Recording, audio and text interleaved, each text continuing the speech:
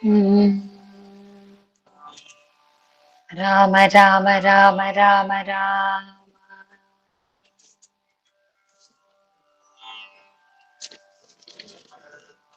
கோபிகா ஜீவனஸ்மரணம் கோவிந்தா கோவிந்தா.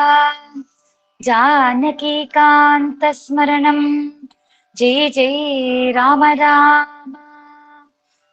सद्गुरुनाथ महाराज की जय. शुक्लांबरधरं विष्णुं शशिवर्णं चतुर्भुजं प्रसन्नवदनं ध्यायेत् सर्वविघ्नोपशान्तये. कृष्णाय वासुदेवाय देवकी नन्दनाय च नन्दगोपकुमाराय गोविन्दाय नमो नमः.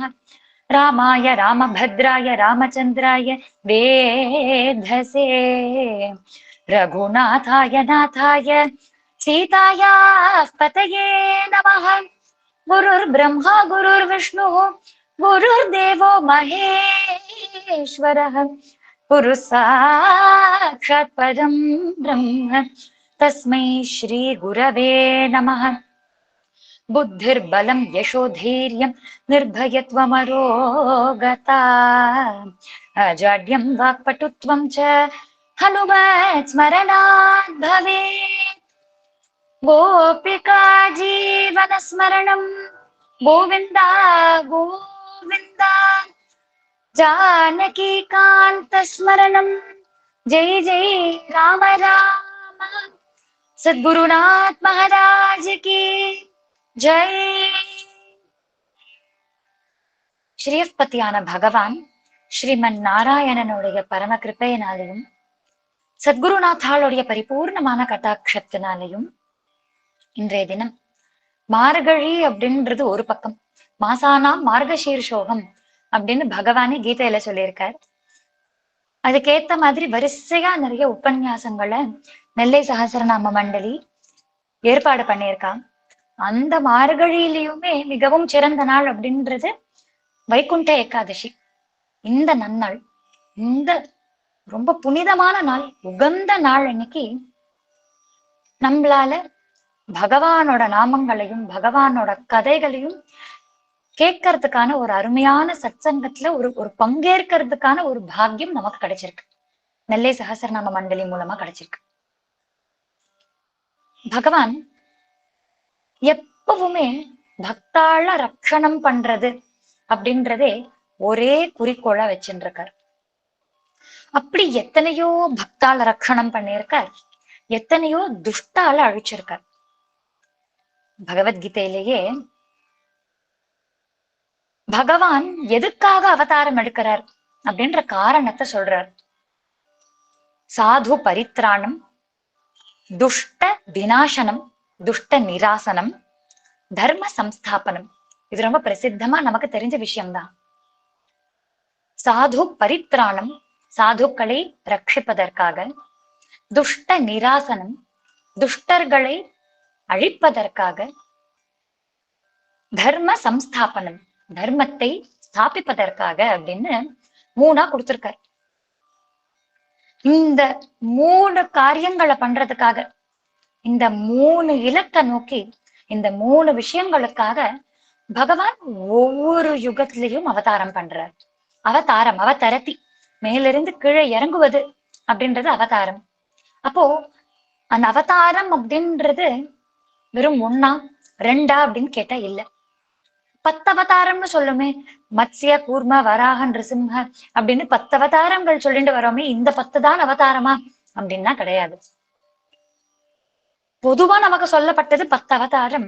பாகவதம் போல கிரந்தங்கள் எடுத்துட்டோம் அப்படின்னா முதல் அத்தியாயத்திலேயே, முதல் ஸ்கந்தத்திலேயே, முதல் 2-3 அத்தியாயங்கள்லயே 22 அவதாரங்கள் சொல்லப்படுறது.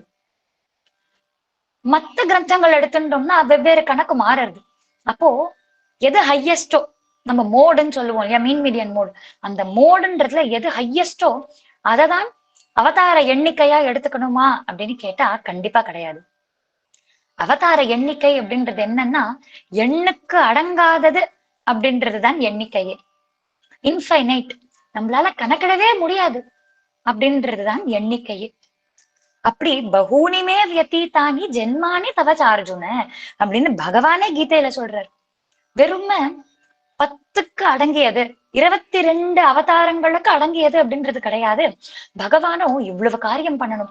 சாது பரித்ராணம், துஷ்ட நிராசனம், தர்ம சம்ஸ்தாபனம்னு இத்தனை காரியங்கள் பண்றதால எப்பெல்லாம் தோன்றதோ சட்டுன்னு வந்துருவார். ஒண்ணுமில்ல, நம்மளே கூப்பிடுறோம் அப்படின்னா தெய்வம் போல வந்து காப்பாத்தினார் அப்படின்னு சொல்லுவோம் இல்லையா?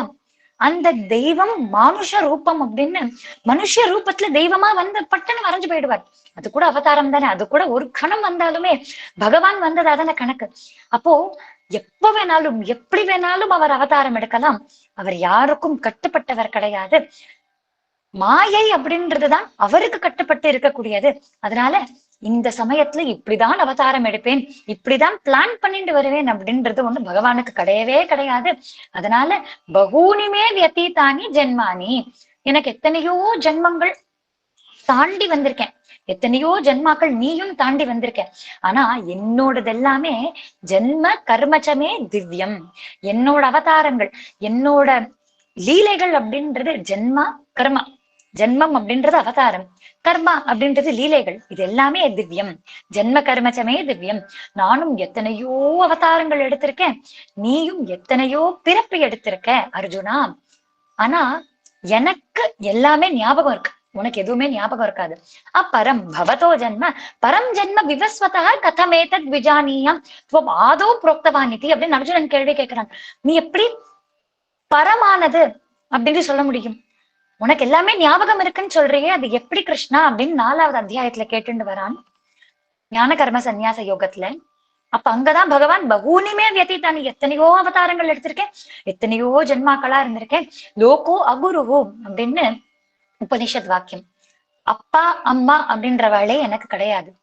எப்போ பிறப்பு, எப்போ வாழ்ந்துட்டு இருக்கேன், எவ்வளவு நாள் இருக்க போறேன் அப்படின்றதுக்கு கணக்கே இல்லாம, அது ஒரு எண்ணிக்கையே இல்லாம சாஸ்வதமா நிரந்தரமா இருக்கக்கூடிய ஒரே வஸ்து நான் தான். அதனால நான் தான் பரம்பொருள் அப்படின்னு பகவான் எடுத்து சொல்லியிருக்காரு. அப்போ பகவானோட அவதாரம் அப்படின்றது திவ்யம். பகவான் எப்ப வேணாலும் வரலாம், எவ்வளவு அவதாரங்கள் வேணாலும் எடுக்கலாம் அப்படின்றது தெரிய வருது.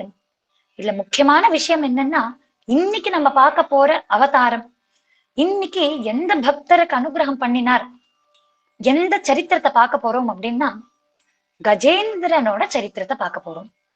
இத கஜேந்திர உபாக்கியானம்னோ இல்ல கஜேந்திர மோக்ஷம் அப்படின்னோ சொல்லுவா. கஜேந்திர வரத பெருமாளா பகவான் எப்படி வந்தார், பகவான் எப்படி கஜேந்திரனுக்கு அனுகிரகம் பண்ணினார், பகவான் எப்படி பக்தனுக்கு அனுகிரகம் பண்ணினார் அப்படின்ற சரித்திரத்தை தான் இன்னைக்கு பார்க்க போறோம். கஜேந்திர வரத பெருமாளை இன்னைக்கு ஸ்மரிக்க போறோம் இந்த ஒரு கதையின் மூலமா. இந்த கஜேந்திர உபாக்கியானம், கஜேந்திர மோக்ஷம் அப்படின்றது பாகவதத்துல அஷ்டம ஸ்கந்தத்துல 2வது 3வது அத்தியாயத்துல சொல்லப்பட்டிருக்கக்கூடிய கதை. வரிசையா ராஜாக்களோட கதையெல்லாம், மனுவோட கதையெல்லாம் சொல்லிண்டே வரச்சே கஜேந்திரன் ஒருத்தர் இருந்தார் அப்படின்னு மட்டும் சொல்லி முடிச்சுட்டார் சுகாச்சாரியார். அப்ப பரீட்சித் மகாராஜா, பகவானே ஓடி வந்து காப்பாத்தி இருக்கக்கூடிய இந்த கஜேந்திரனை பத்தி எனக்கு சொல்லுங்கோ, கஜேந்திர வரத பெருமாளை பத்தி எனக்கு சொல்லுங்கோ அப்படின்னு பிரார்த்தனை பண்ண, அதுக்கப்புறமா பரீட்சத்துக்காக சுகபிரம்மம் இந்த கஜேந்திர உபாக்கியானத்தை எடுத்து சொல்றார். பாக்கி எந்த புராணங்கள்லயுமே இந்த கதை அவ்வளவு விஸ்தாரமா சொல்லப்பட்டது கிடையாது. பாகவதத்துலதான் சொல்லப்பட்டிருக்கு, புராணங்கள்ல ரொம்ப கம்மியா சொல்லப்பட்டிருக்கு. ஆனா அதுக்கப்புறமா எத்தனையோ வாகையக்காரா, எத்தனையோ பக்தா எல்லாருமே கஜேந்திரனை கொண்டாடாம இருந்ததே கிடையாது. ஏன்னா அத்தனை பேருக்கும் இந்த கஜேந்திர உபாக்கியானத்துல இருக்கக்கூடிய தத்துவம் தெரிஞ்சு, அதனால எப்படி கஜேந்திரனை நீ காப்பாத்தினியோ அது போல என்னையும் காப்பாத்த மாட்டியா, அது போலயும் என்னையும் நீ ரக்ஷ பண்ண மாட்டியா, அது போல உன்னோட அனுகிரகம் என் மேல படாதா அப்படின்னு அத்தனை வாகையக்காராலும் அத்தனை பக்தாலும் பிரார்த்தனை பண்ணியிருக்கா. அதனால எத்தனையோ கீர்த்தனைகள் உண்டு, எத்தனையோ பிற்காலத்துல வந்தவாளோட ஸ்லோகங்கள்ல எல்லாம் கஜேந்திரனை பத்தி சரித்திரம் அப்படின்றது உண்டு, கஜேந்திரனோட கோட்பாடு அப்படின்றது உண்டு. ஆனா புராணங்கள்ல வெறும் பாகவத புராணத்துலதான் நிறைய சொல்லியிருக்கா கஜேந்திர உபாக்கியானத்தை பத்தி. இது 8வது ஸ்கந்தத்துல 2வது 3வது அத்தியாயத்துல பேசப்படக்கூடிய விஷயம். கதை ரொம்ப சுலபமான கதை, நம்ம எல்லாருக்கும் தெரிஞ்ச கதை தான். கஜேந்திரன், கஜானாம் இந்திரக கஜேந்திரக, யானை கூட்டத்தின் தலைவன் கஜேந்திரன். ஒரு யானை கூட்டம் இருக்கு. திரிகூட்ட பர்வதம் அப்படின்ற திரிகூட்ட மலையின் அருகே ஒரு வனம், ஒரு காடு பிரதேசம். அங்க யானைகளுக்கெல்லாம் தலைவனா கஜேந்திரன் அப்படின்றவன் இருக்கான். இந்த கஜேந்திரனும் எல்லாரையுமே ரக்ஷ பண்ணக்கூடியவன். அந்த கஜேந்திரனுக்கு மதம் அப்படின்றது வந்துருச்சுன்னா யாராலையும் தாங்கிக்கவே முடியாது. அவ்வளவு பலம் பொருந்தியவன், அவ்வளவு பராக்கிரமம் பொருந்தியவன். அவனே காப்பாத்திக்க முடியும், சுத்தி இருக்கிறவாளையும் காப்பாத்த முடியும். அதனால அவனை சுத்தி எப்பவுமே எல்லா மிருகங்களுமே ரொம்ப சேஃபா இருந்ததாம். எல்லாருமே அண்டி இருந்தது இந்த கஜேந்திரனை தான். அத்தனை பேருக்கும் ராஜாவா இருந்து அத்தனை பேரையும் காப்பாத்திண்டு வந்தவன் இந்த கஜேந்திரன். இந்த கஜேந்திரனுக்கு எப்படி இப்படி ஒரு தன்மை வந்தது அப்படின்னா, கஜேந்திரனும் முன் பிறவில முன் ஜென்மால இந்திரத்யும்னன் அப்படின்ற பாண்டிய நாடு அரசன். சாப வசத்தினால கஜேந்திரனா இந்த பிறவில ஒரு யானையா இருந்திருந்தான். என்ன சாபம்? பூஜை பண்ணிட்டு இருக்கச்சே ஓம் விஷ்ணவே நமக, வஷட்காராய நமக, பூத பவத் பிரபவே நமக அப்படின்னு அர்ச்சனை பண்ணிண்டே இருக்கிற சமயத்துல அகஸ்திய முனிவர், பாண்டிய நாட்டு அரசன் அப்படின்னா நம்ம தெற்குக்குனே இருக்கக்கூடிய ஒரு முனிவர் அப்படின்னா அகஸ்திய முனிவர் இல்லையா? அந்த அகஸ்திய முனிவர் இந்த இந்திரத்யும்னனோட சபைக்கு வர, அந்த மாளிகைக்கு வரும்போது அவரை உபசரிப்பு பண்ணாம, அதாவது அவர் வந்திருக்கார், பாத பூஜை எல்லாம் பண்ணணும், உபச்சாரம் ரொம்ப பலமா இருக்கணும். ஆனா இவர் பகவானுக்கு உபச்சாரம் பண்ணிட்டு இருக்கார், பகவானுக்கு பூஜை பண்ணிட்டு இருக்கார் அப்படின்றதால அகஸ்தியரை உபச்சாரம் பண்ண முடியல. அதனால வாங்கோ வாங்கோ அப்படின்னு மட்டும் தலையை மட்டும் மாற்றுறார். தலையை ஆட்டிட்டு அவரோட அர்ச்சனைய பண்ண ஆரம்பிக்கிறார். இதை பார்த்த உடனே அகஸ்தியருக்கு கோபம் வந்துடுது. பொதுவா துர்வாசருக்கு தான் கோபம் வரும், ஆனா இங்க அகஸ்தியரோ கோவப்பட்டுட்டார். கோவப்பட்டு தலைய ஆட்டிண்டே இருந்த இல்லையா, அதனால தலைய ஆட்டக்கூடிய ஒரு மிருகமா நீ பிறவ கடவுது, அடுத்த ஜென்மா இப்படி ஒரு ஜென்மாவா உனக்கு கிடைக்கட்டும் அப்படின்னு சாபம் கொடுக்க, அதனால கஜேந்திரன் ஒரு யானையா இந்த இந்திரத்யும்னன் அப்படின்ற ராஜா பிறந்திருக்கார். அதனாலதான் அங்க ராஜாவா இருந்து எல்லாரையுமே காத்துட்டு இருந்தார், எல்லாரையுமே காப்பாத்தின்னு இருந்தார். அதே தன்மை, அதே குணம் கஜேந்திரனா இருக்கிறச்சேவும் கிடைக்கிறது. அதே மாதிரி காட்டுல இருக்கிறவா எல்லாரையுமே ரக்ஷ பண்ணிட்டு, காட்டுல இருக்கக்கூடியவா எல்லாரையுமே காப்பாத்திண்டே வாழ்ந்துட்டு வந்திருந்தவன் இந்த கஜேந்திரன். இந்த கஜேந்திரன் தன்னோட அந்த பெண் யானைகளோட எல்லாம் சேர்ந்து, தன்னோட குடும்பத்தோட சேர்ந்து, எல்லாரோடுமா சேர்ந்து வனத்துல நிறைய இடத்துல அப்படியே சஞ்சாரம் பண்ணிட்டு இருக்கும். அப்போ அந்த திருக்கூட்ட பர்வதத்துக்கு பக்கத்துல ஒரு அழகான வனம், அழகான ஒரு உத்தியானம், தோட்டம், அதுல அழகான ஒரு தடாகம், அதுல நிறைய தங்க தாமரை எல்லாம் பூத்திருக்கும். அதனால அந்த தாமரை எல்லாம் எடுத்துட்டு இஷ்ட தெய்வத்துக்கு சமர்ப்பிக்கிறது அப்படின்றது கஜேந்திரனோட நித்தியப்படி வழக்கமா இருந்தது. ஏன்னா பூர்வ ஜென்மாலேயே ராஜாவா இருக்கறச்சேவே அர்ச்சனை பண்ணிண்டே இருக்கறச்சேதான் அபச்சாரப்பட்டு இப்போ கஜேந்திரனா வந்திருக்கான். அதனால அந்த பிறவி வாசனை, ஜாதிஸ்மரர்கள் அப்படின்னு பேரு, ஜாதி ஸ்மிருத்தர்கள். ஏன்னா பூர்வ ஜென்மாவோட வாசனை இருக்கிறதால, பூர்வ ஜென்மால பண்ணின கர்மாக்கள் எல்லாம் இன்னும் நினைவிருக்கிறதால பகவானுக்கு அர்ச்சனை பண்ணணும் அப்படின்ற அந்த தன்மையும் கூடவே சேர்ந்திருந்து நித்தியமும் அந்த தடாகத்துல இருக்கக்கூடிய புஷ்பத்தை இஷ்ட தெய்வத்துக்கு சமர்ப்பிச்சுட்டு வந்தான். இப்படிதான் பெரியவாள்லாம் நம்ம கதை சொல்றா. அப்படி ஒரு நாள் அந்த தடாகத்துக்குள்ள இறங்கினார். இறங்கி ஜலக்கிரீடை, யானைக்குன்னே இருக்கக்கூடிய ஒரு தன்மை என்னன்னா ஜலக்கிரீடை நிறைய பண்ணும். ஜலத்துல இறங்கி அங்கேயே அப்படியே உற்சாகமா நல்லா அனுபவிச்சுட்டு இருக்கும் அந்த ஜலத்தை. அப்படி தன்னோட கூட்டத்தோட சேர்ந்து அனுபவிச்சுட்டு இருக்கறச்சே அந்த தடாகத்துல ஒரு முதலை வந்து யானையோட காலை கவ்வ, சுத்தி முத்தி இருந்த எல்லா உறவினர்களும் மத்த எல்லா யானைகளும் தங்களை காப்பாத்திக்கணும் அப்படின்றதுக்காக கரையை நோக்கி ஓட ஆரம்பிச்சுட்டான். கஜேந்திரனை தான் பிடிச்சிருக்கு, ஆனா கஜேந்திரனை பிடிச்சு இழுக்காம தங்களை காப்பாத்திக்கணும் அப்படின்றதால முதல்ல எல்லாரும் ஓடி வந்துடுறா வெள்ள. அதுக்கப்புறமா இப்ப கஜேந்திரனை காப்பாத்தணும். கஜேந்திரனை காப்பாத்துறதுக்கு எத்தனையோ முயற்சி பண்ணி பாக்குறான். அத்தனை பேரும் யானைகள் இல்லையா, நல்ல பலம் பொருந்தியவர்கள்.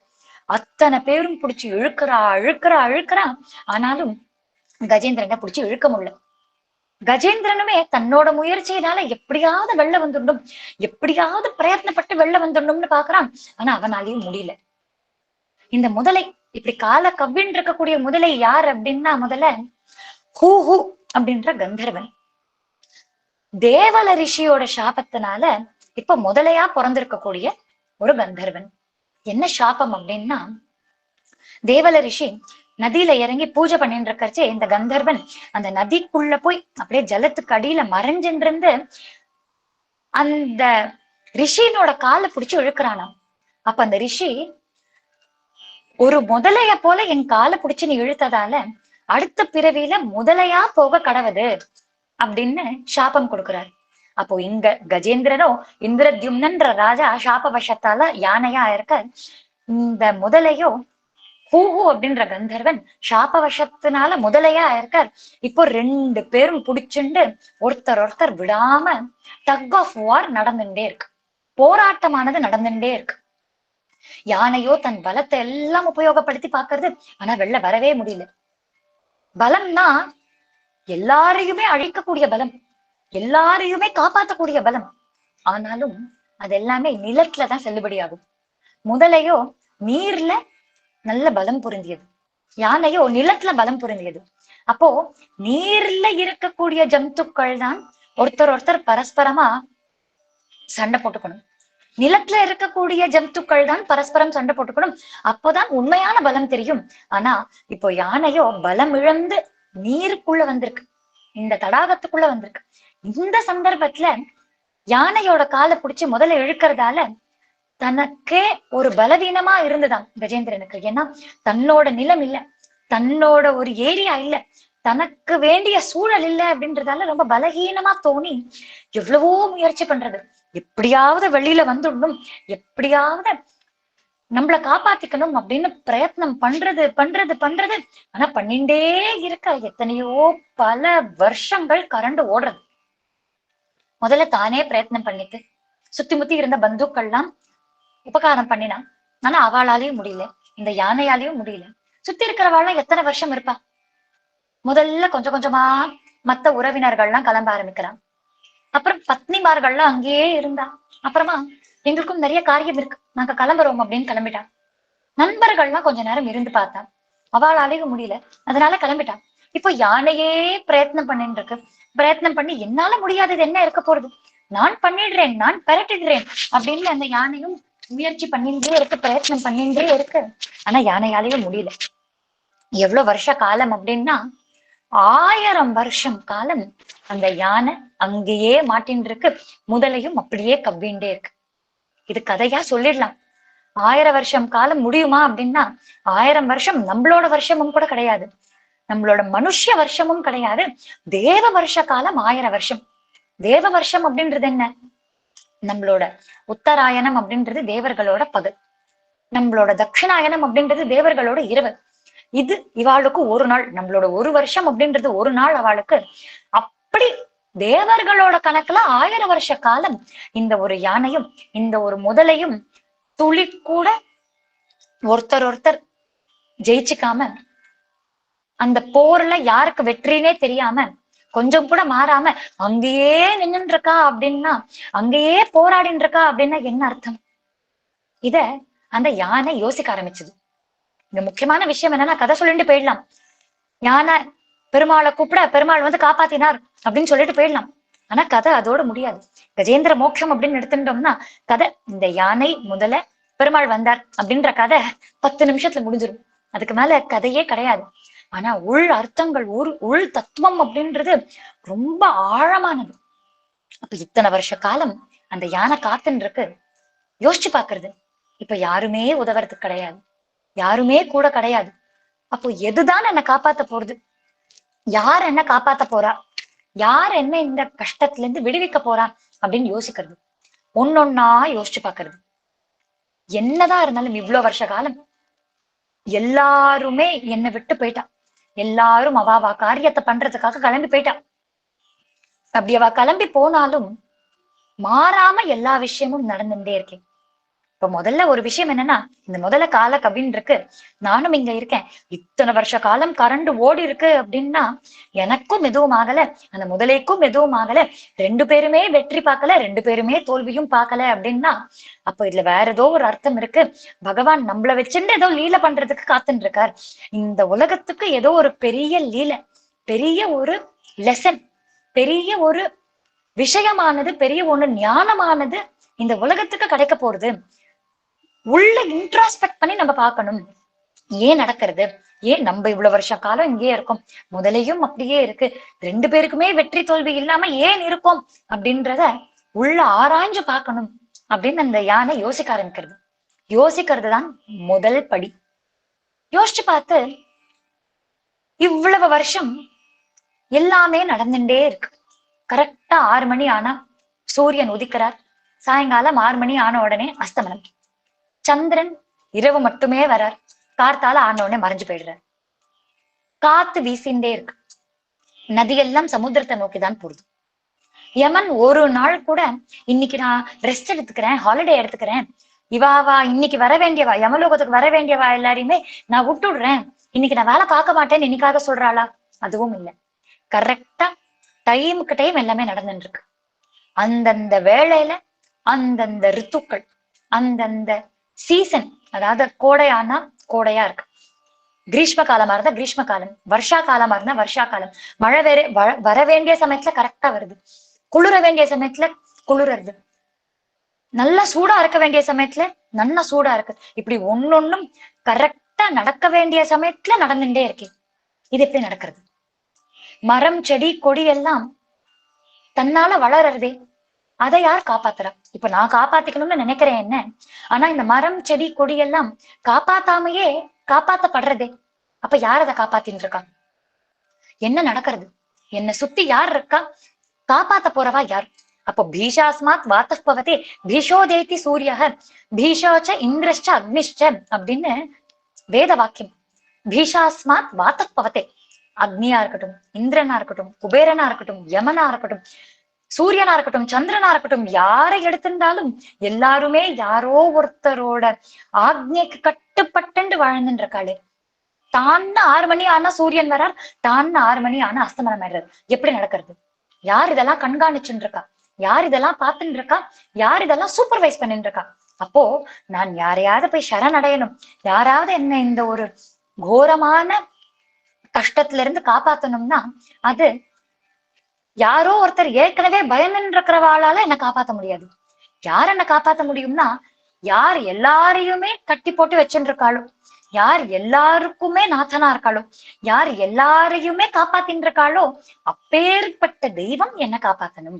அப்போ யாரோ சூரியனோ இந்திரனோ அக்னியோ யமனோ குபேரனோ என்ன காப்பாத்த போறது இல்லை.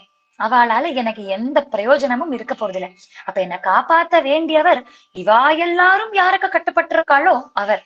இதுதான் குலசேகர ஆழ்வார் நாதேன புருஷோத்தமே திரிஜகதாம் ஏகாதிபே சேதசா சேவிய ஸ்வஸ்ய பதஸ்ய தாத்திரி சுரே நாராயணே எம் கஞ்சித் புருஷ அதம பசுபய கிராமேஷ மல்பார்த்ததம் சேவாயே மிருகயாமகே நரம் அஹோ மூகா வராகா வயம் அப்படின்னு பாடுறார். திரிஜகதாம் ஏகாதிபே, 3 லோகத்துக்கும் ஒரே ஒரு அதிபதி இருக்கார். அந்த 3 லோகத்துக்கும் இருக்கக்கூடிய அதிபதி யாரோ அவரை தான் நான் போய் சேவிப்பேன். ஏன்னா கதிப்பய கிராமேஷம் அல்ப அர்த்ததம், அல்ப அர்த்தங்களுக்காக, அல்ப சுகங்களுக்காக, அல்ப விஷயங்களுக்காக நான் எதுக்கு 3 லோகத்துக்குமே ஈசனா இருக்கக்கூடியவன், 3 லோகத்துக்குமே நாதனா இருக்கக்கூடியவனை விட்டுட்டு ஒரு சின்ன கிராமத்துக்கு சிற்றரசனா இருக்கக்கூடியவன் கால்ல போய் விழணும்? அவசியமே இல்லையே. 3 லோகத்துக்குமே அதிபதியா இருக்கக்கூடியவனை நான் நாடி போகணும். அவனை நாடினோம்னா லோகத்துல இருக்கக்கூடிய எல்லா விஷயங்களுமே அவன் கட்டுப்பாடுல இருக்கு, அதனால அவன் என்னை ரட்சிப்பான் அப்படின்னு குலசேகர ஆழ்வார் சொல்றார். இதே எண்ணம் இந்த யானைக்கும் வந்தது.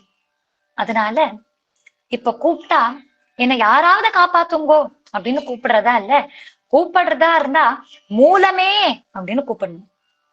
மூலமே அப்படின்னா சிவபெருமானும் பிரம்மாவும் கூட கிளம்பி வந்துருவா. ஏன்னா அவளும் மூலம் தான் அப்படின்னு கிளம்பி வந்துருவா.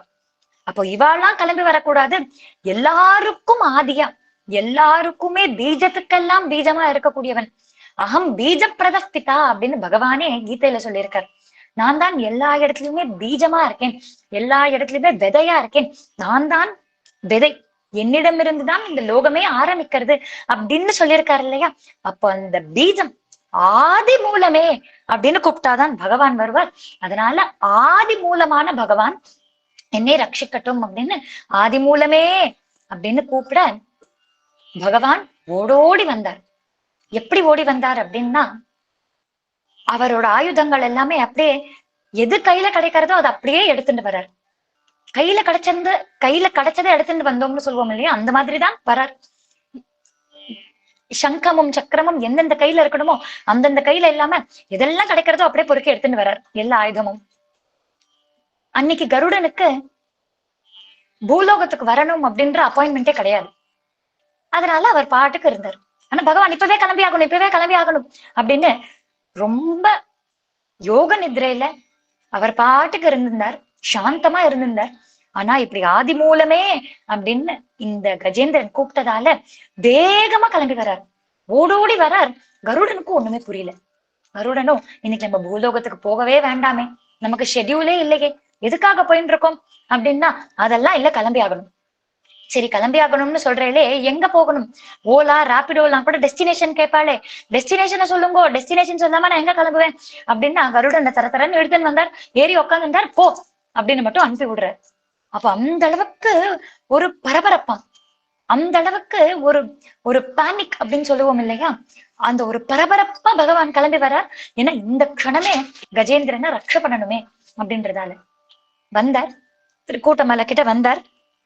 வந்து தன்னோட சுதர்சன சக்கரத்தினால அந்த முதலைய வெட்டி போட, அது மூலமா கஜேந்திரனுக்கு விமோச்சனம் கிடைக்க, கஜேந்திரன் அப்பவும் கூட பகவானே உங்களை கூப்பிட்டது அப்படின்றது வெறுமை இந்த சம்சாரமான சக்கரத்துல இருந்து இந்த சரீரத்தை காப்பாத்திக்கிறது அப்படின்றதுக்காக கிடையாது, இந்த சரீரத்தை ரட்ச பண்ணிக்கிறதுக்காக அப்படின்னா அதை நான் எப்பவோ பண்ணிட்டு இருக்கலாமே, அதெல்லாம் முக்கியமானது கிடையாது, இந்த சரீரத்துக்காகவே கிடையாது. முக்கியமா கூப்பிட்டதுக்கு காரணம் என்ன அப்படின்னா, தாமரை நித்தியமும் உங்களுக்கு சமர்ப்பிப்பேன். இந்த பங்கஜம், இந்த தாமரையை சமர்ப்பிக்கிறதுக்காக இவ்வளவு நாள் காத்துன்னு இருக்கேன். இப்போ உங்களோட இந்த கமல சரணம், தாமரை போன்ற இருக்கக்கூடிய இந்த சரணத்துல இந்த தாமரையை நான் சமர்ப்பிக்கிறேன். இப்போ எனக்கும் இந்த முதலைக்கும் எப்படி ஒரு போராட்டமானது இருந்ததோ, டக் ஆஃப் வார் இருந்ததோ, அது போல உங்களோட கமல சரணத்துக்கும் இந்த தாமரைக்கும் டக் ஆஃப் வார் ஆனது இருக்க போறது. எது இருக்கிறதுலயே அழகானது, எது இருக்கிறதுலயே சிறந்தது அப்படின்ற ஒரு அழகான போட்டி, அந்த அழகான போட்டியை நான் கண் கூட பார்க்கணும் அப்படின்றதுக்காக தான் உங்களை கூப்பிட்டேன் பெருமாளே அப்படின்னு, நாகம் கலேவரஸ்யாசிய திராணார்த்தம் மதுசூதன கரஸ்த கமலான் ஏவ பாதையோகோ அர்ப்பித்தம் தவ.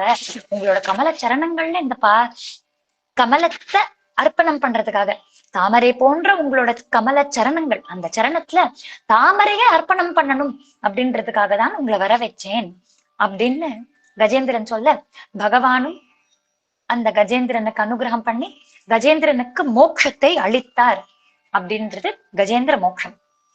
இதத்தான் திருமங்கையாழ்வார் மீனமர் பொய்கை நான்மலர் கொய்வான் வேட்கையினோடு சென்றெழுந்த கானமர் வேழம் கை எடுத்து அலற கராவதன் காலினை கதுவ ஆனையின் துயரம் தீர புள்ளூர்ந்து சென்று நின்று ஆழி தொட்டானை தேனமர் சோலை மாடமா மயிலை திருவல்லிக்கேணி கண்டேனே அப்படின்னு திருமங்கையாழ்வார் பாடுறார். திருவல்லிக்கேணியில பார்த்தசாரதி பெருமாள் கோயில்ல திருமங்கையாழ்வார் ஒரு சந்நிதிக்கும் ஒரு பாசுரத்தை அமைச்சிருக்கார். அதனால அது எப்படின்னா, அவர் பாடினது ஒரு கோயில், ஒரு க்ஷேத்திரம், ஆனா ஒரு சந்நிதிக்கும் பாடினார் அப்படின்றதால 5 திவ்ய தேசத்தை ஒரே இடத்துல சேவிச்சது போல ஆயிடும் திருவல்லிக்கேணியில. அதுவும் அடியேனோ இங்க சென்னப்பட்டினத்துல மதராசத்துல இருந்துட்டு திருவல்லிக்கேணி பார்த்தசாரதிய நினைக்காம இருந்தா, திருவல்லிக்கேணி பார்த்தசாரதிய ஸ்மரிக்காம இருந்தா எப்படி? அங்க இருக்கக்கூடிய அந்த கோயில்ல ஒரு சந்நிதி அப்படின்றது கஜேந்திர வரத பெருமாள் தான்.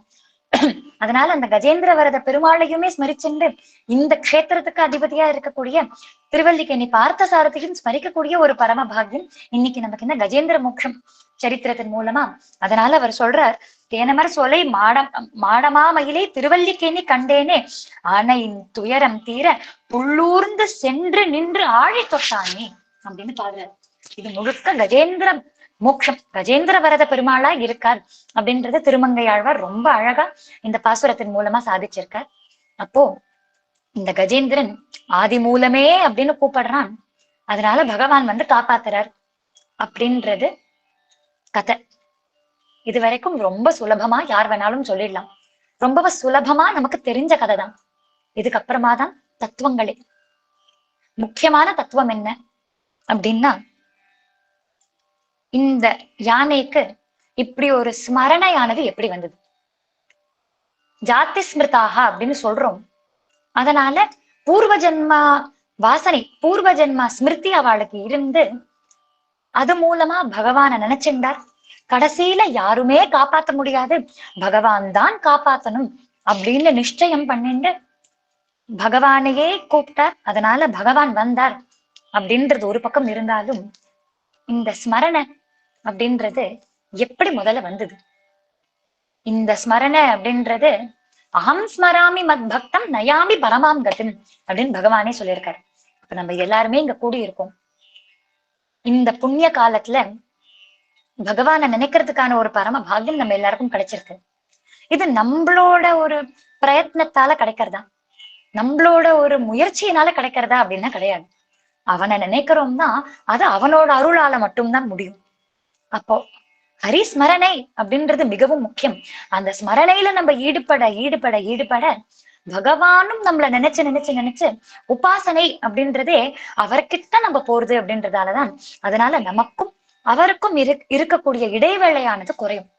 அதனால பகவான் நம்மள நினைச்சு நமக்கு இப்படி ஒரு பாக்கியத்தை கொடுத்தாதான் நம்மளால அவனை நினைக்க முடியும். ஆனா அந்த நினைப்பு அப்படின்றத நம்ம நினைக்கணும் நினைக்கணும் நினைக்கணும் அப்படின்றத நினைச்சுட்டே இருக்கணும். அததான் குலசேகர ஆழ்வார், நாஸ்தா தர்மே நவசு நிச்சய நைவ காமோபோகே யத் பவ்யம் பவத் பகவன் பூர்வ கர்மானுரூபம் ஏதத் பிரார்த்தியம் மம பகுமதம் ஜென்ம ஜன்மாந்தரேபி த்வத் பாதாம்போருக யுககதா நிश्चला பக்திரஸ்து திவிவா புவிவா மமாஸ்து வாசோ நரகேவா நரகாந்தக பிரகாமம் அவதீரித சாரதாரவிந்தௌ சரணௌதே மரணேச்சு சிந்தையாமி. இந்த சிந்தனை, இந்த ஸ்மரணை அப்படின்றது ஏன் முக்கியம் அப்படின்னா, மரண காலத்திலையும் சரணௌதே மரணேப்பி சிந்தையாமி, மரணத்திலையும் நான் உன்னோட சரணத்தையே நினைச்சுட்டு இருப்பேன் அப்படின்னு குலசேகர ஆழ்வார் பாடுறார். அந்த காலேச்ச மாம் ஏவ ஸ்மரன் முக்துவா கலேவரம். யார் ஒருத்தன் என்னையே நினைக்கிறானோ அவன் என்னையே வந்து அடைகிறான். அது மட்டும் இல்லாம அந்த காலத்துல யார் எந்த ஜீவன் இந்த சரீரத்தை விட்டு கிளம்புறதோ, அந்த அந்திம காலத்துல என்ன நினைக்கிறதோ அந்த ஜீவனை நானே எடுத்துப்பேன், நானே கூப்பிட்டுப்பேன், என்னையே வந்து அடைகிறார் அப்படின்னு பகவானே கீதையில சொல்லியிருக்காரு. அப்ப அந்திம கால ஸ்மரணைன்றது ரொம்பவே முக்கியம். அதனால குலசேகர ஆழ்வார் சொல்றார், கிருஷ்ணத்வதீய பத பங்கஜ பஞ்சராந்தம் அத்யைவமே விஷத்து மானச ராஜஹம்ச பிராண பிரயாண சமயே கப்பா வாத்த பித்தைஹி கண்டாவரோதன விதோ ஸ்மரணம் குதஸ்தே. ஸ்மரண ஸ்மரண ஸ்மரணன்னு சொல்லிட்டு இருக்கோம். ஆனா அந்த ஸ்மரணை அவ்வளவு சுலபமா கிடைச்சிருமா? அந்த ஸ்மரணைன்றது அவ்வளவு சுலபமா நமக்கு வந்துருமா? நம்மளோ ஜபம் தப்பம் சாதனம் பண்றோம் அப்படின்னு சொல்லி உட்காந்துக்கிறோம். உட்கார்ந்துண்டாலும் நம்மளோட நினைவு, நம்மளோட மனசு பகவான் கிட்ட இருக்கா? இப்ப ஜபம் பண்றோம்னு உட்காந்துக்கிறோம், விஷ்ணு சகஸ்ரநாமம் சொல்லுறோம்னு உட்காந்துக்கிறோம். அப்படி சொல்றோம்னு உட்காந்துட்டால மட்டும் பகவானை நினைச்சிட முடியுமா? பகவான் இடத்துல நம்ம மனசு அப்படின்றது இருக்குமா? இங்கேயே எத்தனையோ பேர் ஒரு க்ஷணமாக வெளியில வேற என்ன விஷயம் நடக்கிறதுன்றது யோசிச்சுட்டு மறுபடியும் இங்க வந்துருவா. அப்போ உபன்யாசத்துக்கு உட்கார்ந்தாலும் சரி, நாம சங்கீர்த்தனத்துக்கு உட்கார்ந்தாலும் சரி, மனசு அப்படின்றது பகவான் கிட்ட தூய்மையா 100% இருக்க முடியுமா? நம்ம கையில கிடையாது. அப்படி இருக்கிறச்சே நான் தபசு பண்ணிடுவேன், நான் ஸ்ரத்தையா இருப்பேன், நான் எப்பவுமே அவனே நினைச்சுட்டு இருப்பேன்னு நம்ம சொல்லலாம். ஆனா அது நடக்குமா நடக்காதான்றது நமக்கு தெரியாது. அதுவும் அந்திம காலத்துல நினைக்கணும் அப்படின்னு சொல்லியிருக்காளே, அந்திம காலத்துல நம்ம எப்படி இருப்போம்னே தெரியாது. அந்திம காலத்துல பிராண பிரயாண சமய கப்பா வாத்த பித்தைகி, கபம் ஜாஸ்தியா இருக்குமா, வாத்தம் ஜாஸ்தியா இருக்குமா, பித்தம் ஜாஸ்தியா இருக்குமானே தெரியாது. அந்த காலத்துல நான் கிருஷ்ணனை நினைப்பேனான்னு கூட தெரியாது. கண்டாவரோதன விதோ, அப்படி கழுத்தை நெரிக்கிறத போல இருக்கும். யமபட்டாளா கண்ணு முன்னாடி வந்து நின்னுண்டு என்னோட ஜீவனை பறிச்சுட்டு போகணும்னு நிற்கக்கூடிய சமயத்துல எப்படி என்னால உன்ன நினைக்க முடியும்? ஸ்மரணம் குத்தஸ்தே, எப்படி ஸ்மரணையானது கிடைக்கும்? எப்படி ஸ்மரணையானது நடக்கும்? நடக்கிறதுக்கான வாய்ப்பே இல்லை. நானும் திவிவா புவிவா மமாஸ்து வாசோ நரகேவா நரகாந்தக பிரகாமம். எனக்கு தேவலோகத்துல இருந்தாலும் சரி, பூலோகத்துல இருந்தாலும் சரி, எங்க இருந்தாலும், நரகத்துல இருந்தாலும் சரி, உன்னோட ஸ்மரணை எப்பவுமே இருக்கணும்னு பிரார்த்தனை பண்றேன். ஆனா ஸ்மரணைன்றது என் கட்டுப்பாடுல இல்லையே.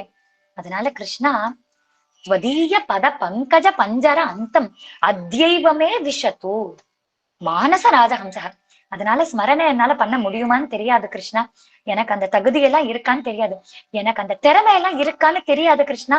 அதனால இன்னைக்கே ஸ்வதீய பத பங்கஜ பஞ்சர அந்தம், உன்னோட பத பங்கஜம், உன்னோட தாமரை போன்ற அந்த சரணங்கள்ல அதுவே ஒரு கூடு போல, அந்த கூடுக்குள்ள என்னோட மனசான ஹம்ச பக்ஷிய இன்னைக்கே அடைச்சு வச்சிடுறேன். இன்னைக்கு அடைச்சு வச்சுட்டேன் அப்படின்னா, இன்னைக்கே நான் மனசை உன்கிட்ட ஒப்படைச்சுட்டேன் அப்படின்னா, அந்த மனச நீ நினைவுபடுத்தி படுத்தி படுத்தி அது மூலமா எனக்கு ஹரிஸ்மரணை ஏற்படணும் அப்படின்னு பிரார்த்தனை பண்ற. இதத்தான் புரந்தரதாசர் அவர் கீர்த்தனையில பாடும்போது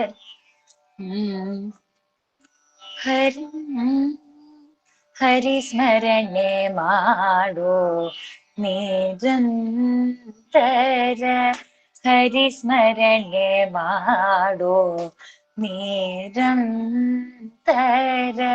ಹರಿಸ್ಮರಣೆ ಮಾಡೋ ನಿರಂತರ, ಹರಿಸ್ಮರಣೆ ಮಾಡೋ ನಿರಂತರ. ಪರಗತಿಗೆ ಇದು ನಿರ್ಧಾರ, ಪರಗತಿಗೆ ಇದು ನಿರ್ಧಾರ, ಹರಿಸ್ಮರಣೆ ಮಾಡೋ ನಿರಂತರ. ಪರಗತಿಗೆ ಇದು ನಿರ್ಧಾರ, ಹರಿಸ್ಮರಣೆ ಮಾಡೋ ನಿರಂತರ.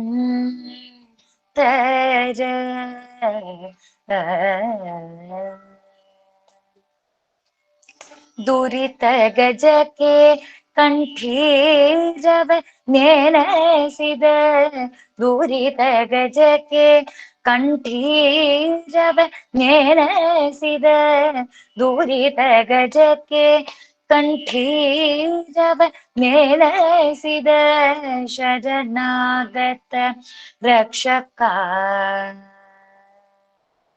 ಶರಣಾಗತ ರಕ್ಷಕ,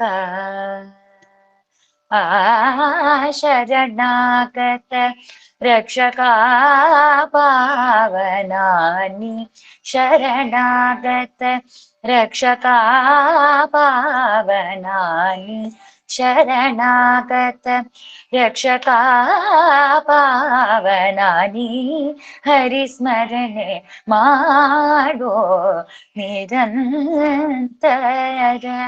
ಪರಗತಿಗೆ ಇದು ನಿರ್ಧಾರ, ಹರಿಸ್ಮರಣೆ ಮಾಡೋ ನಿರಂತರ.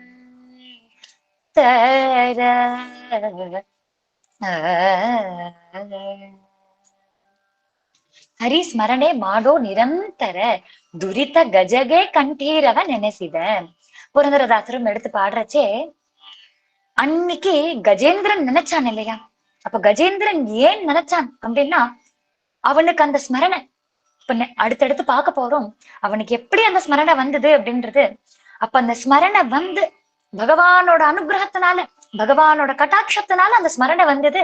அந்த ஸ்மரணை முன்னாடியே செய்த புண்ணியத்தினால வந்தது. அப்போ ஹரிய நினைக்கணும் நினைக்கணும் நினைக்கணும் அப்படின்னு நம்ம நினைச்சுண்டு அதுக்கு எவ்வளவு முடியுமோ சத்சங்கத்துல ஈடுபட்டோம் அப்படின்னா, அது மூலியமா பகவான் நம்மள நினைக்க ஆரம்பிப்பார். அதன் மூலமா தக்க சமயத்துல அவனோட ஞாபகம் அப்படின்றது நம்மளை விட்டு போகாது. அந்த ஞாபகம் அப்படின்றது மறதி ஆகாது. நம்ம அவனை மறக்க மாட்டோம். அதனால தக்க சமயத்துல அவனை நினைச்சு அவனையே அடைவோம் அப்படின்றதுதான் முதல் கருத்து இந்த கஜேந்திர மோட்சத்தின் மூலமா. அப்ப இவ்வளவு வருஷ காலம், 1000 வருஷ காலமா சண்டை போட்டு இருந்தாலுமே கூட தக்க சமயத்துல இப்ப இன்ட்ராஸ்பெக்ட் பண்ணி அத்தனை பேருக்குமே நாயகனா இருக்கக்கூடியவன், அத்தனை பேருக்குமே நாதனா இருக்கக்கூடியவன் அந்த பகவான். அந்த பகவானை நான் நினைக்கணும், அந்த பகவான் தான் என்னை ரட்சிக்கணும் அப்படின்ற அந்த பகவத் ஸ்மரணை வந்து, ஆதி மூலமே அப்படின்ற ஸ்மரணை வந்து ஹரிஸ்மரணையினால துரித கஜகே கண்டீரவன் நினைச்சித. ஹரிஸ்மரணையின் மூலமா பகவானே வந்து அதனால மோட்சம் கிடைத்தது இந்த கஜேந்திரனுக்கு. அதனால ஹரிஸ்மரணை அப்படின்றது மிகவும் முக்கியம். இந்த இடத்துல கஜேந்திர ஸ்துதி அப்படின்றது ரொம்பவே பிரசித்தியானது.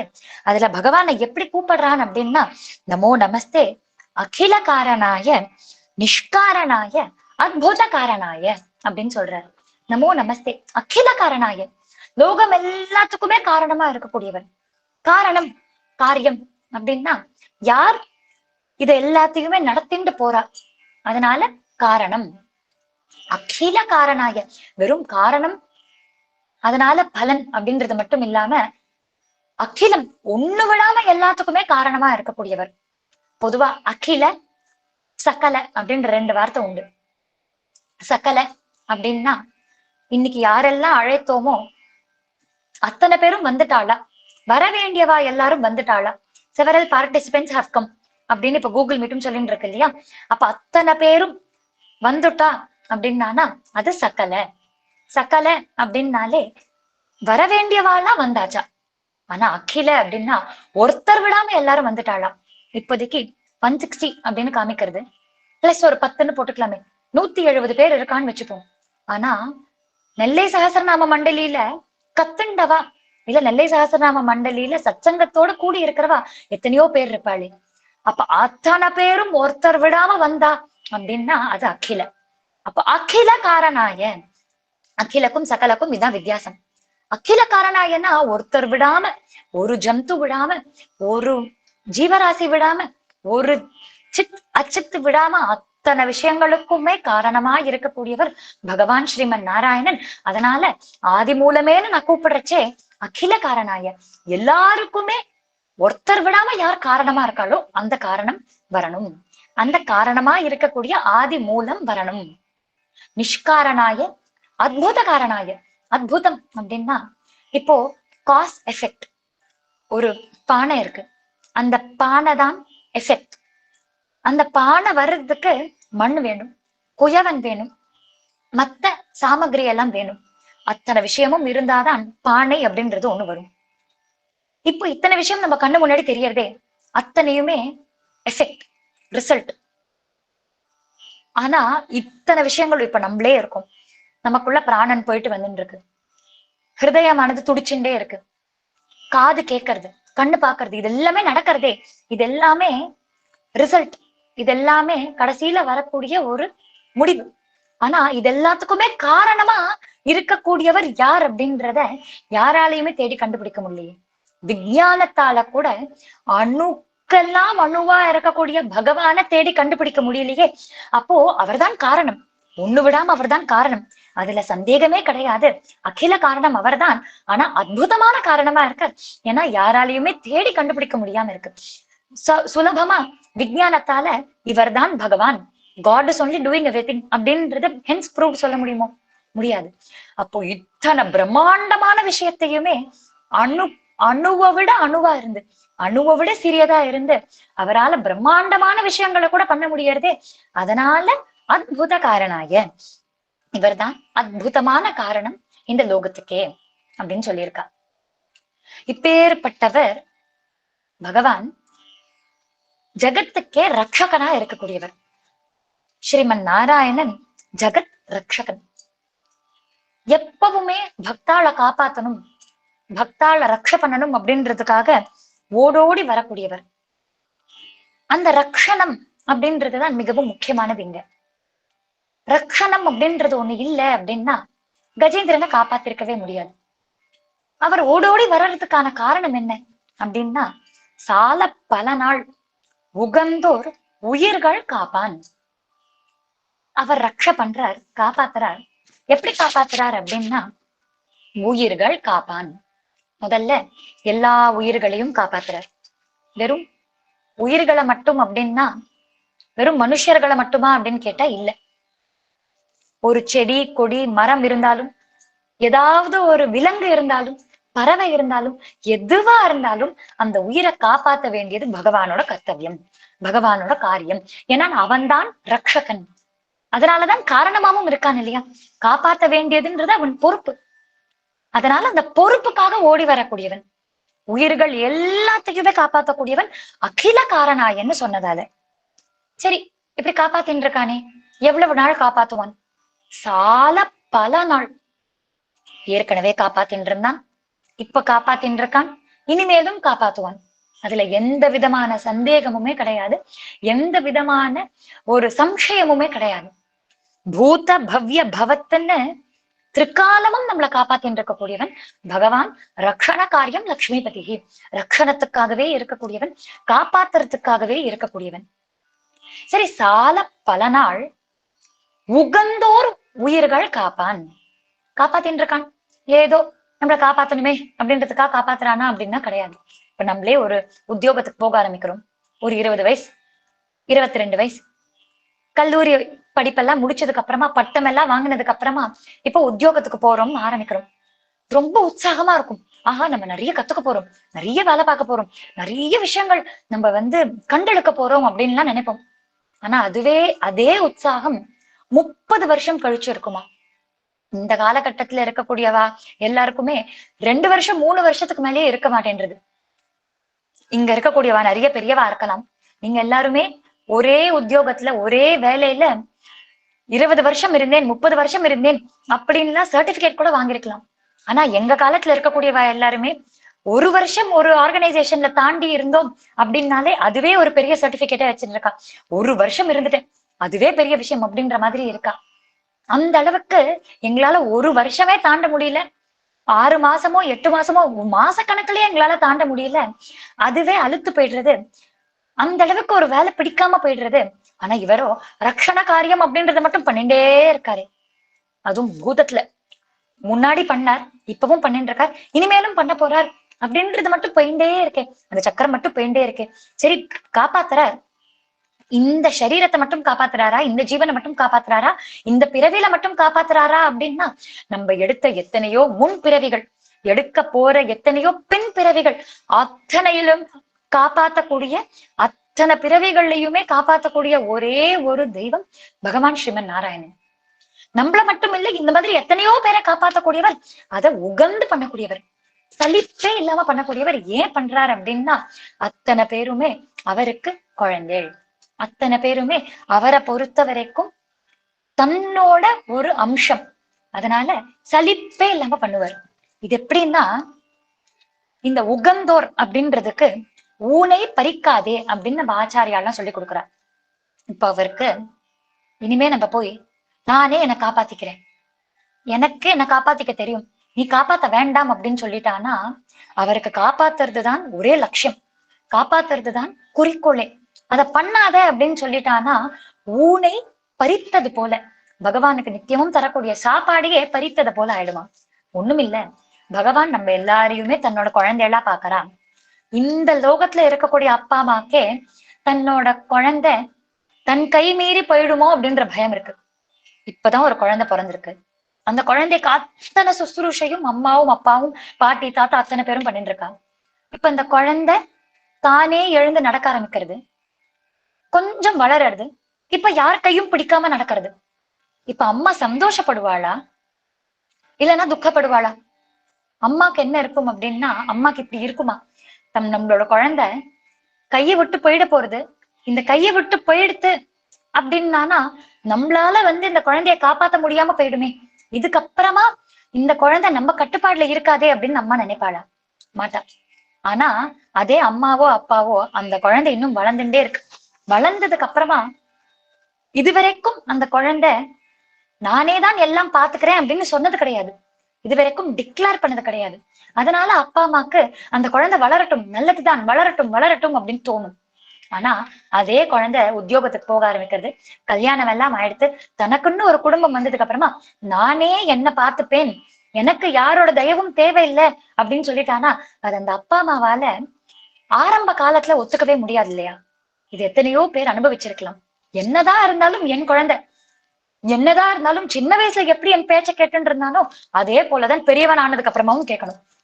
சின்ன வயசுல எப்படி கேட்டுட்டு இருந்தானோ அது போலதான் கல்யாணம் ஆனதுக்கு அப்புறமாவும் கேட்கணும், குழந்தைகள் எல்லாம் பிறந்ததுக்கு அப்புறமாவும் கேட்கணும், என்னோட கட்டுப்பாடுலயே இருக்கணும், நான் சொல்லி கேட்கணும், என்னை விட்டு போயிடக்கூடாது, அவனே அவனை பாத்துக்க முடியும்னு சொல்லக்கூடாது அப்படின்னு அப்பா அம்மாக்கே தோணித்துன்னா அப்பா அம்மாக்கே தெரியும் அவளுக்கும் வயசாகும், கடைசி காலத்துல புள்ளதான் பாத்துக்க போறான்னு தெரியும்.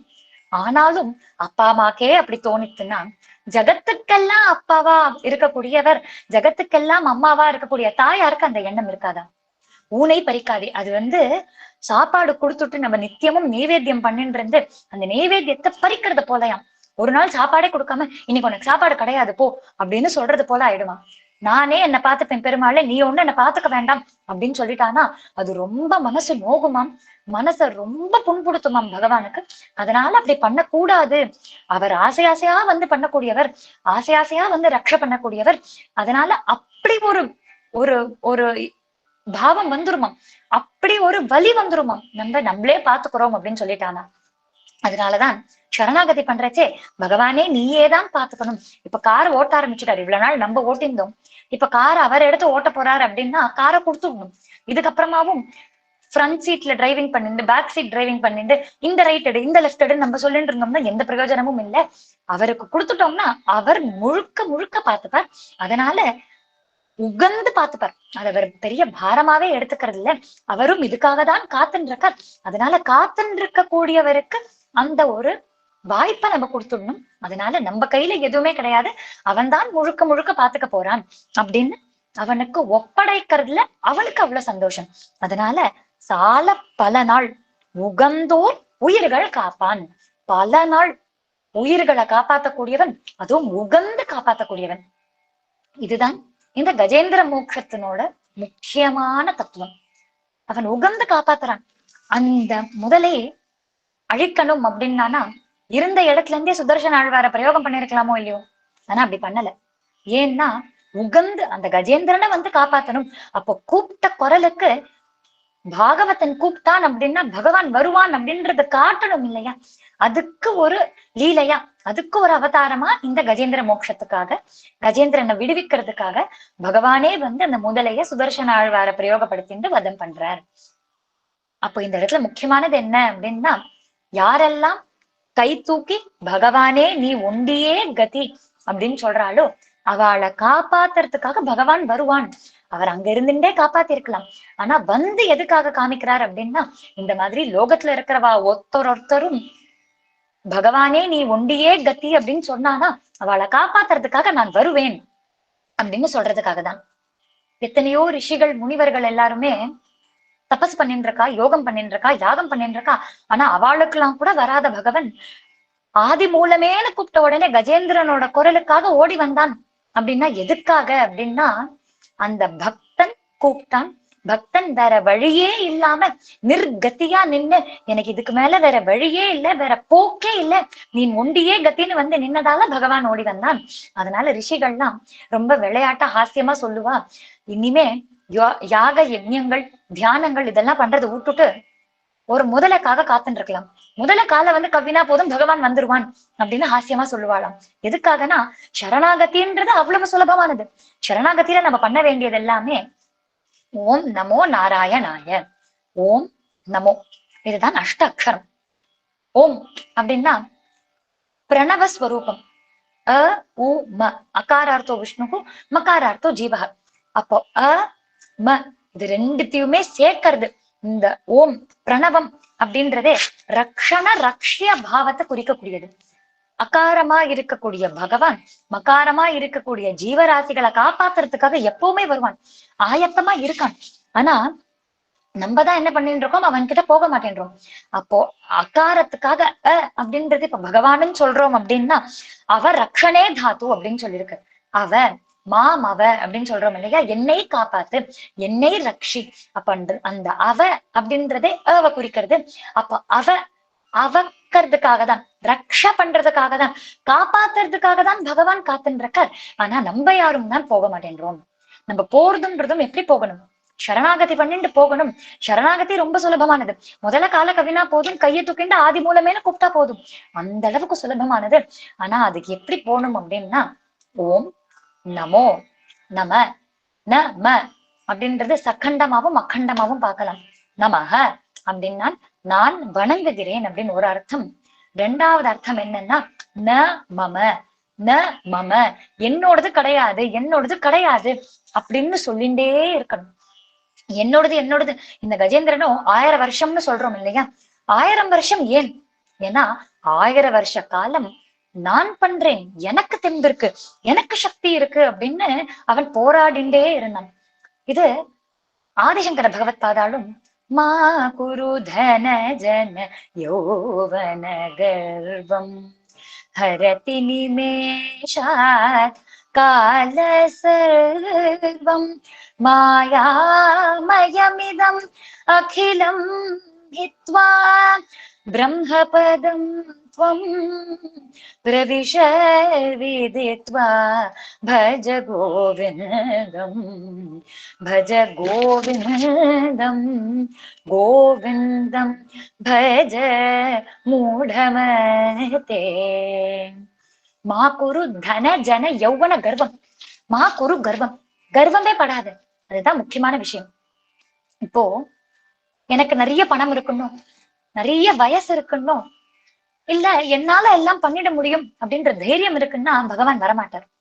அதனால இதெல்லாமே அழியக்கூடியது. ஹரதி நிமேஷாத் கால சர்வம், ஒரு க்ஷணத்துல அத்தனையுமே அழியக்கூடியது, அத்தனையுமே பொசுங்கக்கூடியது, அத்தனையுமே நாசமாகக்கூடியது. அதனால இந்த விஷயங்கள்ல கர்வப்பட்டு பிரயோஜனமே கிடையாது அப்படின்னு சொல்றதுதான் இந்த கதை. கஜேந்திரனும் it is directly proportional time. பகவான் நம்மளை எப்போ காப்பாத்த வராரோ அது டைரக்டா எதுக்கு ப்ரொபோஷனல் அப்படின்னா, நான் எனதுன்னு எவ்வளவு நாள் நினைச்சுட்டு இருக்கோமோ அதுக்கு ப்ரொபோஷனல்.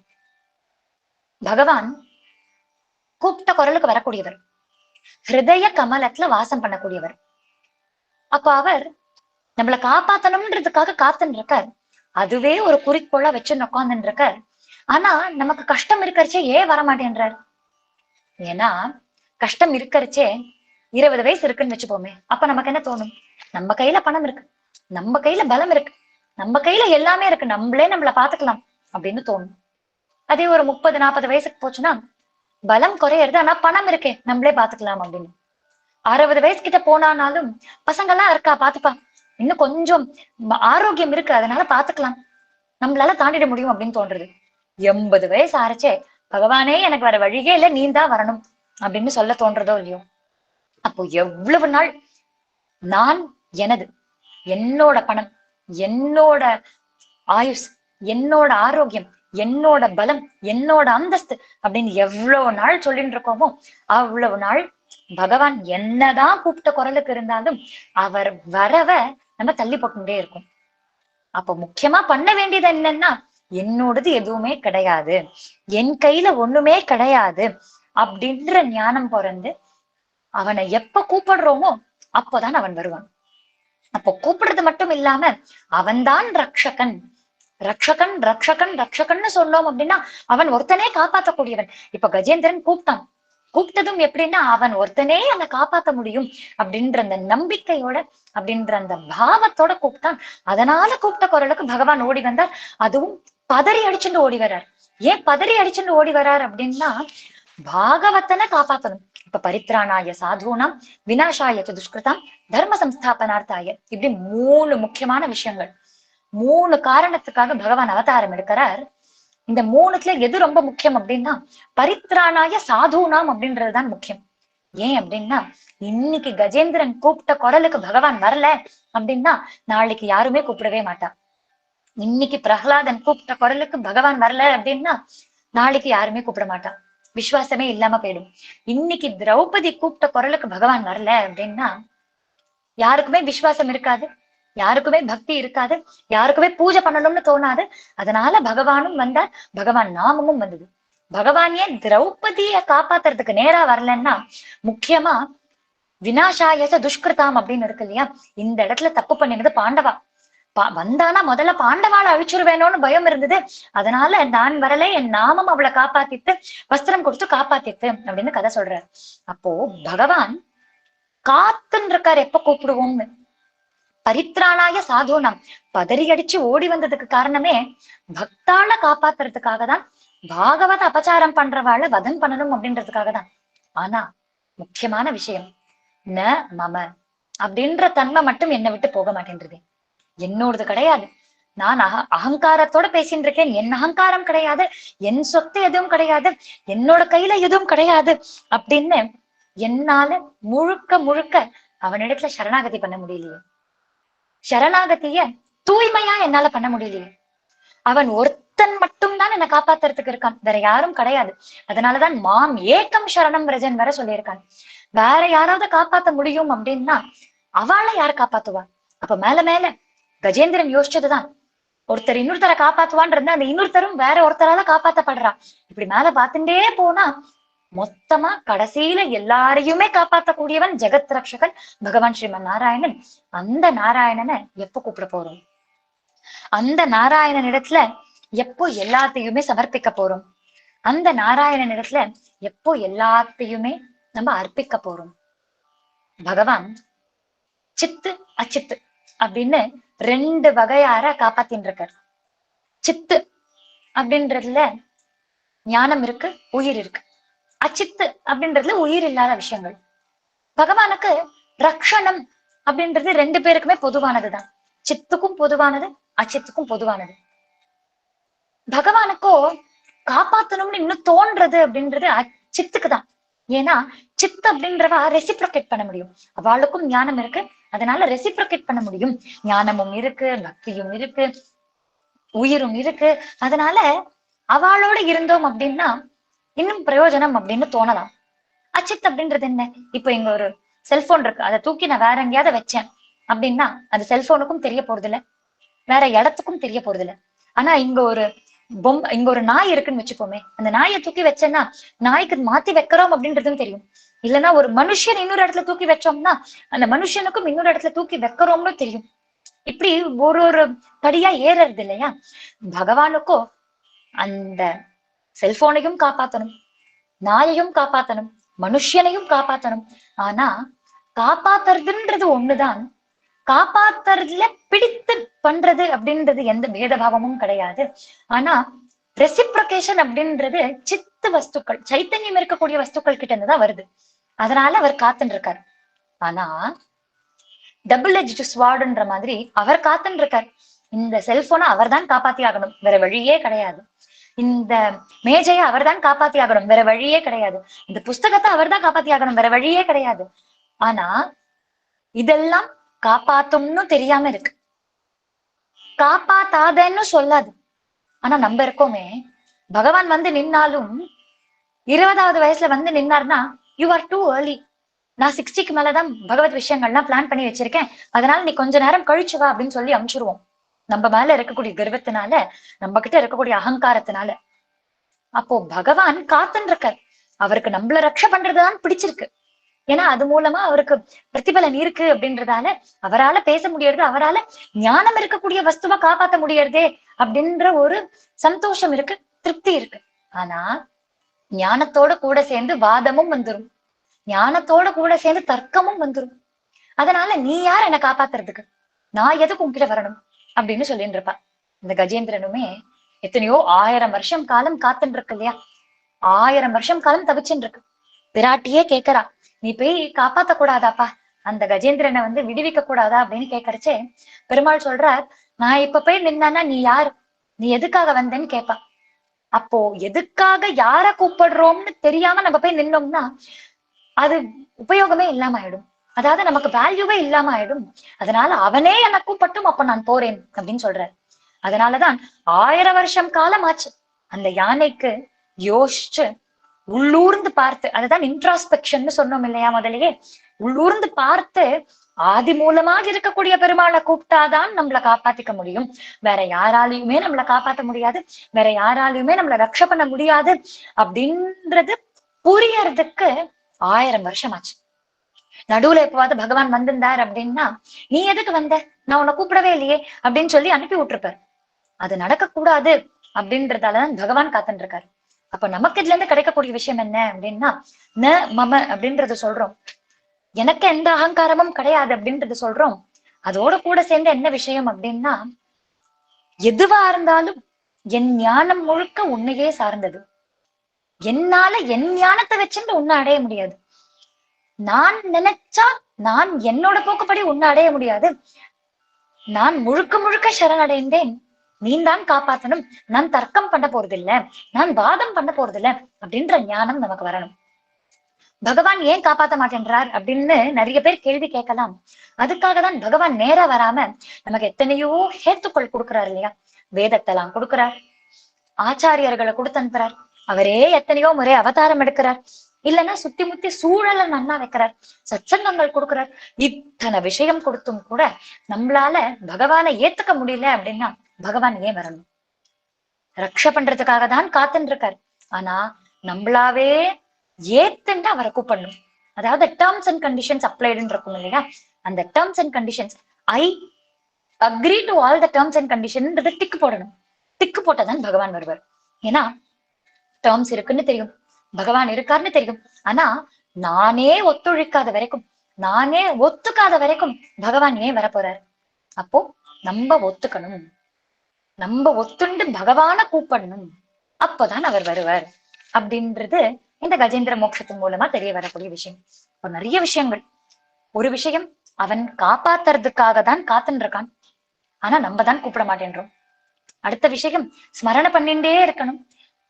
வெறும கடைசி காலத்துல மட்டும் ஸ்மரணை அப்படின்றது கிடையாது. ஸ்மரணைன்றது இருந்துட்டே நம்ம பழகிண்டே இருந்தானாதான் பகவான் தக்க சமயத்துல நம்மள ஸ்மரிச்சுண்டு நம்மள அவர்கிட்ட சேர்த்துப்பார். அகம் ஸ்மராமி, தக்க சமயத்துல நான் அவனை ஸ்மரித்து என் ஸ்மரணையை அவனுக்கு கொடுத்து என்னிடம் சேர்த்துப்பேன் அப்படின்னு சொல்றார். அப்ப ஸ்மரணை இருக்கணும். பகவான் தான் நம்மளை ரட்சிக்கிறார். அது ஓம் அப்படின்ற சப்தம் மூலமா தெரியுது.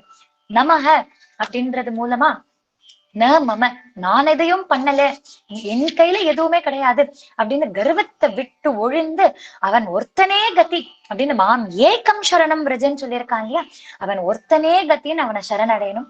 சரணடையறதும் எந்த ஒரு எதிர்பார்ப்பும் இல்லாம அவன் ஒருத்தனே காப்பாத்தணும் அப்படின்னு அவனை அக்செப்ட் பண்ணிண்டு அவனை ஒத்துண்டு நம்ம சரணடையணும். இப்படி எல்லாம் பண்ணினோம் அப்படின்னா அவன் பரித்ராணாய சாது நாம்காக தான் காத்துட்டு இருக்கான். அதனால அவன் வேக வேகமா ஓடி வந்து காப்பாத்துவான். சரணாகதி அப்படின்றது ரொம்ப சுலபம், யார் வேணாலும் பண்ணலாம். ஆனா பண்றச்சே அவன் தான் காப்பாத்துவான் அப்படின்ற நம்பிக்கையை வளர்த்துக்கணும். இது காமிக்கிறதுக்காக தான் கஜேந்திர மோக்ஷம், கஜேந்திர உபாக்கியானம் அப்படின்றது ஒண்ணு புராணத்துல நமக்கு அமைஞ்சிருக்கு. இதை எல்லா வகையக்காராலும் எல்லா ஸ்தோத்திரங்கள்லயும் எல்லா ஆச்சாரியாலும் ரொம்ப போற்றி புகழ்ந்து இந்த ஒரு உபாக்கியானத்தை நமக்கு எடுத்து சொல்லியிருக்கான். அப்ப இத்தனை விஷயங்கள் இப்ப சொன்னதுன்றதே வெறும் ஒரு அம்சம் மட்டும்தான். இன்னும் எத்தனையோ விஷயங்கள் இருக்கு. இது வெறும கஜேந்திர உபாக்கியானத்தினால நமக்கு கிடைக்கக்கூடிய ஒரு வேல்யூ என்ன, நமக்கு கிடைக்கக்கூடிய ஒரு சந்தேஷம் என்ன அப்படின்றது மட்டும்தான் இந்த ஒரு மணி நேரத்துல யதா சக்தி யதா அவகாசம் நம்ம ஸ்மரிச்சது. இதுலயே இன்னும் நிறைய சந்தேஷங்கள் உண்டு. அதோட மட்டும் இல்லாம கஜேந்திரன் பகவானை கூப்பிடுறது அப்படின்றதே அருமையான ஸ்துதி, கஜேந்திர ஸ்துதி அப்படின்னு பேரு. அந்த கஜேந்திர ஸ்துதியே அருமையானது. அதை எடுத்திருந்தாலே பல நாட்கள் பேசலாம். அந்த அளவுக்கு கருத்து இருக்கக்கூடிய, அந்த அளவுக்கு வேதாந்தங்கள் எல்லாம் இருக்கக்கூடிய ஒரு அருமையான ஸ்துதி. அதனால யதாசக்தி யதா அவகாசம் எவ்வளவு முடியுமோ பகவான ஸ்மரண பண்றதுக்கான பாக்கியம் அவன் மூலமா நமக்கு கிடைச்சிருக்கு. பக்தால ஸ்மரண பண்ற பாக்கியம் நமக்கு அவன் மூலமா கிடைச்சிருக்கு.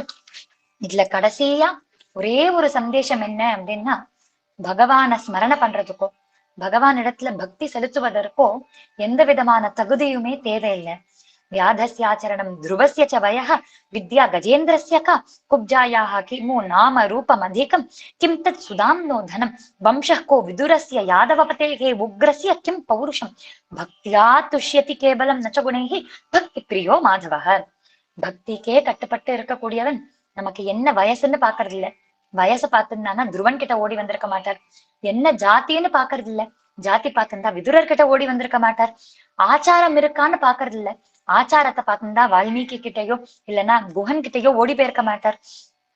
என்ன படிப்பு எவ்வளவு நமக்கு திறமை இருக்குன்னு பாக்குறது இல்ல. அப்படி பார்த்திருந்தானா கஜேந்திரன் என்ன ஸ்கூலுக்கு போனார்?